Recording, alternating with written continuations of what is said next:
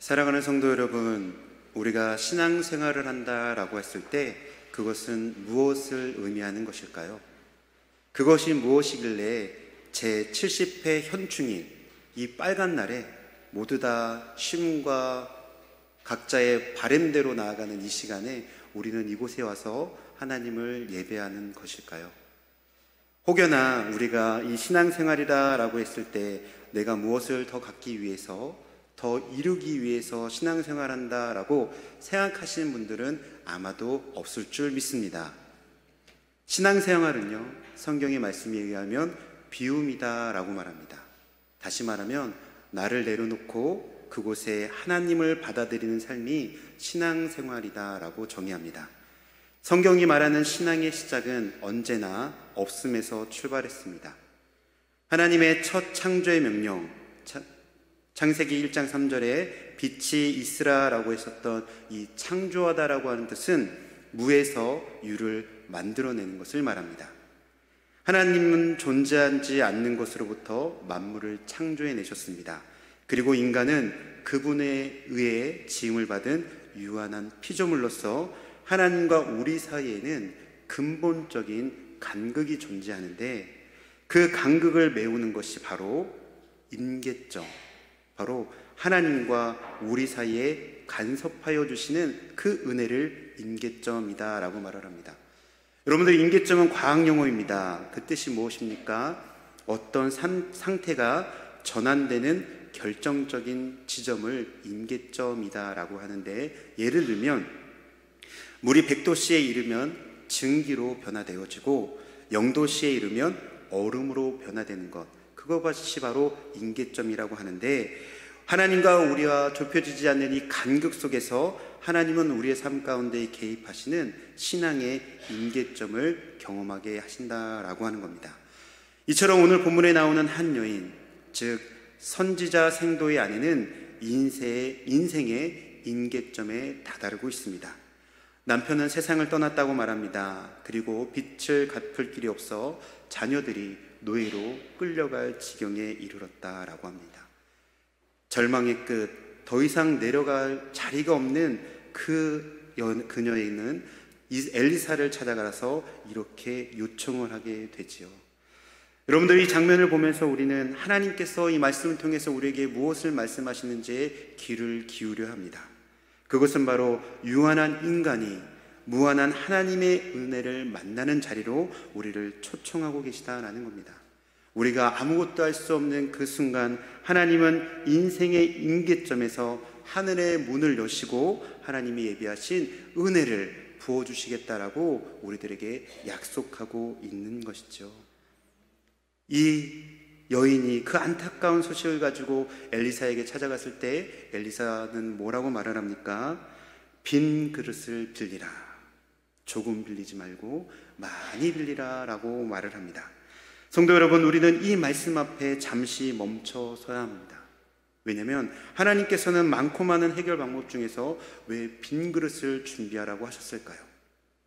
그리고 엘리사는 왜 많이 빌리라고 했을까요? 이것이 바로 오늘 설교의 중심 주제입니다. 신앙은 체험보다 비움으로 시작되는 것입니다. 은혜는 준비된 빈 그릇 위에 부어지는 것임을 오늘 본문은 우리들에게 선명하게 말씀하고 있습니다. 우리가 오늘 이 예배를 드리면서 각자 기도의 제목을 가지고 나오실 줄 믿는데, 우리가 이 말씀을 통해서 그 기도를 이렇게 바꿔야 할 것입니다. 주님, 저를 빈 그릇 되게 하여 주옵소서.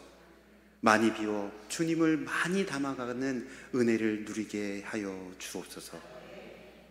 오늘 이 본문 말씀을 따라 그 은혜의 역사가 어떻게 시작되어졌고, 그리고 그 말씀의 메시지가 오늘을 살아가는 우리들의 삶에 어떻게 적용되는지를 깨닫는 은혜가 있기를 간절히 소망합니다.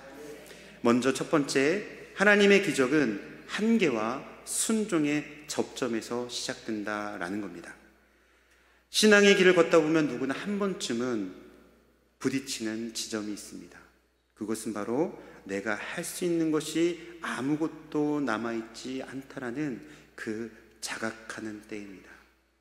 더 이상 어떤 방법으로도, 또한 사람의 도움으로도, 또한 내가 수없이 세워놨던 그 계획이 소용이 없을 때에 우리는 그 지점을 끝이다라고 부릅니다. 하지만 오늘 본문에서는 우리에게 다른 진실을 가르치십니다. 무엇이죠? 그 자리는 끝이 아니다.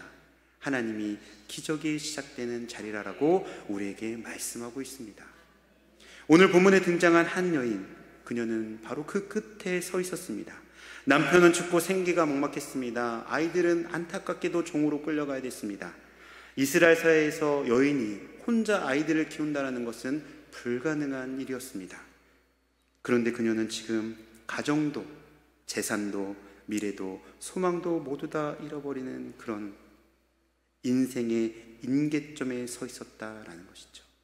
여러분들, 다시 한번 말씀드립니다. 임계점이란 상태가 완전히 전환되는 지점을 말합니다. 오늘 본문은 신앙의 임계점이 우리에게 있다라는 것을 소개하고 있죠. 그런 그녀에게 엘리사는 이렇게 묻습니다. 내가 너를 위해서 무엇을 하랴? 또한 내 집에 무엇이 있느냐라고 묻습니다. 이 말씀은 이와 같습니다. 내가 지금 가진 것이 무엇이냐?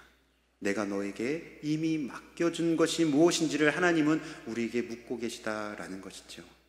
그녀는 대답합니다. 계집종의 집에 기름 한 그릇 외에는 아무것도 없습니다. 그렇습니다. 그녀는 자기가 가진 것이 아무것도 없다라고 고백합니다. 그리고 동시에 기름 한 병이 남아있다라고 말을 합니다. 여러분들, 성경을 읽을 때 단어를 주의 깊게 보셔야 됩니다. 성경에서 기름은 흔히 하나님의 인재와 능력, 성령을 상징한다라는 겁니다. 바로 그 작아 보이고 보잘것없어 보이고 마지막 남은 그 한 방울의 가능성을 통해서 하나님은 임재하시고 하나님은 능력을 베푸시며 성령의 임재를 경험하게 하신다는 것을 우리에게 말씀하고 있다라는 거죠. 그렇게 엘리사는 계속해서 말을 이어갑니다. 4장 3절에 빈 그릇을 빌리라. 그런데 조금 빌리지 말고 많이 빌리라 라고 말을 합니다. 여러분들, 기름은 한 병인데 빈 그릇을 많이 준비하라, 많이 빌리라 라고 하는 말은 어찌 보면 이해도 되지 않고 앞뒤 상황에 맞지 않는 듯한 말로 들립니다. 그녀가 가지고 있는 기름은 부족한데 많은 빈 그릇이 무슨 필요가 있을까요? 그럼에도 불구하고 이 여인은 이해보다 순종을 택하였습니다.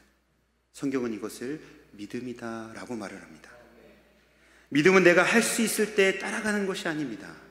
하나님이 말씀하셨기 때문에 따라가는 것이 믿음이다 라고 말을 합니다. 그녀는 마을 이웃들에게 가서 부끄러움을 무릅쓰고 그릇을 빕니다. 아마도 이러지 않았을까요? 저 여자는 자기 형편도 모르네, 가진 것도 없고 이제 자기의 자식마저 종으로 팔려가는데 지금 그릇을 빌리고 온다는 게 말이 되는 일인가? 라며 사람들은 조소를 띄웠을 것입니다. 그럼에도 그녀는 그 무수한 시선을 감당하며 말씀에 순종하였다라는 겁니다. 그럴 때 어떤 일이 벌어집니까? 기름이 준비한 빈 그릇에 차기 시작합니다. 그렇게 준비된 그릇이 다 차기까지 기름이 멈추지 않았다는 것을 성경은 우리들에게 말씀하고 있습니다. 사랑하는 성도 여러분, 하나님의 기적은 우리의 순종만큼 흘러나게 됩니다. 그릇을 적게 준비하면 은혜도 적을 수뿐이 없다라는 것이죠. 하지만 그녀는 믿음의 순종으로 많은 그릇을 준비했습니다. 사람이 무엇을 말하든 나에게 어떤 눈치를 주든 그것을 바라보지 않고 오직 하나님의 명령 앞에 순종했다라는 겁니다. 이와 비슷한 이야기가 열왕기상 17장에 기록되어져 있습니다. 바로 사르밧 과부와 엘리사 선지자의 이야기입니다. 이제 먹을 것이 다 떨어져서 떡 하나를 구워 자신의 하나뿐인 아들과 먹고 죽음을 맞이할 준비를 하고 있습니다. 그때 엘리야가 뭐라고 말합니까? 먼저 나를 위해 만들어 오라 라고 말합니다. 이 사람이 할 말입니까? 먹을 것이 없어 이제 자기의 아들을 부여잡고 이것을 먹고 나와 함께 죽자라고 하는 그때 엘리야 선지자는 나를 위해 먼저 그 떡을 먹이라 라고 말을 합니다. 그때 이 사르밧 과부는 어떻게 합니까? 이 말씀을 따라 자기의 마지막 한 끼를 포기하고 그 말씀을 순종합니다. 그때 그 통에 가루가 닿지 아니하고 병의 기름이 없어지지 아니하였더라 라고 성경은 기록합니다. 그럼에도 불구하고 우리가 하나님의 말씀에 순종할 때 하나님이 이렇게 채우시겠다라고 우리에게 말씀하고 있습니다. 사랑하는 성도 여러분, 여러분들은 어떤 임계점에 서 계십니까? 무엇이 부족하고 무엇이 막혀 있으며 어떤 문제가 삶을 흔들고 계십니까? 이제 믿음의 눈을 들어 바로 그곳이 하나님의 역사의 자리이며 신앙의 임계점임을 믿고 구하며 나아가실 수 있는 우리 모두가 되기를 간절히 축복합니다. 두 번째는 무엇입니까? 신앙은 빈 그릇이 되어야 한다라고 우리에게 말씀합니다. 오늘 본문의 여인이 하나님의 기적을 경험한 이유는 단 한 가지입니다. 바로 빈 그릇을 준비했기 때문에 그렇습니다. 아무리 기름 한 병이 있었어도 그릇이 없었다면 기름은 흘러 넘치지 않았을 것입니다. 성경에서 그릇이란 인간의 상태, 우리의 마음, 우리의 영혼을 상징합니다. 그러니까 하나님께서는 우리에게 성령의 은혜를 부어주시고 싶으시지만 우리가 빈 그릇으로 주님 앞에 서 있지 않기 때문에 우리의 그릇이 채워지지 않고 그 기름이 흘러 들어오지 못한다라는 것을 우리에게 말씀합니다. 우리가 때로는 이렇게 하나님 앞에 묻죠. 하나님, 왜 제게 은혜가 임하지 않습니까? 왜 내 삶에는 변화가 없고 기쁨이 없고 충만함이 없습니까? 라고 물을 때 하나님은 오히려 우리에게 이렇게 되물으십니다. 너는 정말 나를 위해 비워둔 것이 있니? 내 마음 가운데 무엇으로 가득 차 있니? 그 그릇, 우리의 마음과 우리의 영혼이 하나님께서 부어주시는 그 은혜를 담아내기에는 온갖 것들로 가득 차 있다는 것을 우리에게 말씀해주고 있다는 겁니다. 그것은 하나님께서 우리에게 베풀어 주시는 은혜와 기적을 가로막는 가장 큰 장벽이 되었다는 것이죠. 사도 바울은 빌립보서 2장에서 예수님의 비움을 이렇게 증언합니다. 그는 근본 하나님의 본체시나 하나님과 동등됨을 취할 것으로 여기지 아니하시고 오히려 자기를 비워 종의 형체를 가지사 사람들과 같이 되셨다라고요. 하나님은 하늘 보좌를 버리시고 인간이 되셨으며 종의 형체로 오셨습니다. 마침내는 십자가에서 죽으셨는데 그 절정이 자기의 비움으로부터 시작되어졌다라고 성경은 우리들에게 말씀하고 있습니다. 또한 예수님은 누가복음 9장 23절에서 아무든지 나를 따라오려거든 자기를 부인하고 날마다 자기 십자가를 지고 나를 따를 것이니라 라고 말하고 있습니다. 주님은 한 번도 내 스스로 채워라 라고 말씀하신 적이 없습니다. 내 것을 비우고 그 안에 나를 채워 넣으라고 말씀하고 있다라는 것이죠. 그래서 바울은 빌립보서 3장에서 이렇게 고백합니다. 나는 육체적으로 자랑할 것이 많지만 이제는 그 모든 것을 그리스도를 위하여 배설물로 여깁니다. 왜냐하면 그리스도를 얻고 그 안에 발견되기 위함입니다 라고 말씀하고 있다는 것이죠. 내가 내 마음을 비워야 주님의 말씀이 들려옵니다. 내가 내 계획을 내려놔야 주님의 인도하심이 시작됩니다. 그리고 내가 내 고집을 꺾어야 주님의 뜻이 드러나기 시작합니다. 하나님은 지금 이 시간에도 비워진 자를 찾으십니다. 신앙이란 성취의 싸움이 아니라 자기 비움의 싸움임을 믿고 깨달으시기를 주님의 이름으로 축복합니다. 그래서 우리는 예수님께서 비우셨던 그 비움의 신앙을 배워나가야만 한다라는 것이죠. 우리가 신앙의 길을 걸으면서 이런 말을 자주 듣죠. 비워야 한다, 낮아져야 한다라고 듣습니다. 하지만 그때 이런 생각도 합니다. 정말 이렇게까지 나를 포기해야 되는가? 내가 손해를 보고 내려놓고 양보하는 것, 정말 그렇게 사는 것이 옳은가? 라는 생각을, 그런 반문을 할 때가 있다라는 겁니다. 그런데 그 질문의 대답은 바로 예수님이십니다. 예수님이 그렇게 본을 보여주셨습니다. 우리의 신앙의 여정은 단순히 덕스러운 사람이 되고자 하는 윤리적 초대가 아닙니다. 예수 그리스도를 닮아 제자의 길을 가며 십자가의 길을 걷는 것이다 라고 말을 합니다. 다시 한번 빌립보서 2장 6절과 8절을 제가 읽어드립니다. 그는 근본 하나님의 본체시나 하나님과 동등됨을 취할 것으로 여기지 아니하시고 오히려 자기를 비워 종의 형체를 가지사 사람들과 같이 되셨고 사람의 모양으로 나타나사 자기를 낮추시고 죽기까지 복종하셨으니 곧 십자가에 죽으심이라. 아멘. 이 구절은 성육신에서 십자가에 이르기까지 비움의 여정을 압축해서 말을 합니다. 하나님은 그야말로 하늘의 권세와 영광과 능력을 가지신 분이셨지만 그 자리를 포기하셨습니다. 창조주신 분이 피조물 안에 들어오셨고 왕이신 분이 총의 형체를 띠셨습니다. 그 비움의 끝은 죽음이었는데 가장 수치스럽고 너무나도 고통스러운 십자가의 죽으심이었습니다. 예수님의 삶은, 우리의 신앙의 여정은 자기 부인과 하나님께 순복된 신앙을 우리에게 알려주셨던 것이죠. 그러나 우리는 또 깨달아야만 합니다. 그것은 끝이 아니다라는 것이죠. 하나님은 그 비움의 끝에 가장 완전한 체험으로 응답해 주셨습니다. 빌립보서 2장 9절에 이러므로 하나님의 그를 지극히 높여 모든 이름 위에 뛰어난 이름을 주셨다라고 말씀합니다. 우리가 예수님의 그 이름을 부를 때 얼마나 감격합니까? 우리가 예수 그리스도의 이름을 불러 외쳐 부를 때 우리의 가슴이 얼마나 먹먹합니까? 우리의 소망 되시는 예수 그리스도의 그 이름이 높아주셨던 것은 자신을 비우심에서 비롯되어졌다라는 이 사실을 우리는 깨달아야만 합니다. 그래서 사도 바울은 갈라디아서 2장 20절에 이렇게 고백합니다. 내가 그리스도와 함께 십자가에 못 박혔나니 그런즉 이제는 내가 사는 것 아니요 내 안에 그리스도께서 사시는 것이라. 그와 같은 삶을 누리시기를 주님의 이름으로 간절히 축복합니다.